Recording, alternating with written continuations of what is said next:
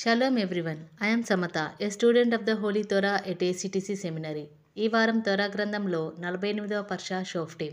షోఫ్టీం అనగా న్యాయాధిపతులు అని అర్థం. సెఫర్ తోరా నందు ఇది 48వ పర్ష. సెఫర్ దేవారిం లేదా ద్వితీయోపదేశ కాండమునందు ఇది 5వ పర్ష. ఈ పర్ష యొక్క 4వ అలియా వాక్య భాగములు సెఫర్ దేవారిం లేదా ద్వితీయోపదేశ కాండము 18వ అధ్యాయం 6వ వచనం నుండి 13వ వచనం వరకు. మోషే ఇజ్రాయేలీలతో లేవీయుల గురించి మరియు ఎలోహిం జ్ఞానం గురించి మాట్లాడతాడు. ఒక లేవీయుడు ఎలోహిం ఎన్నుకున్న స్థలంలో సేవ చేయాలని కోరుకుంటే అతను అక్కడకు రావచ్చు మరియు తన సోదర లేవీయులతో సమానంగా బలుల నుండి భాగం పొందవచ్చు. అయితే ఇజ్రాయేలీలు ఇతర జాతుల వలె జ్యోతిష్యం, మాంత్రికం లేదా ఇతర నిషిద్ధమైన దైవజ్ఞాన పద్ధతులను అనుసరించకూడదని మోషే హెచ్చరిస్తాడు.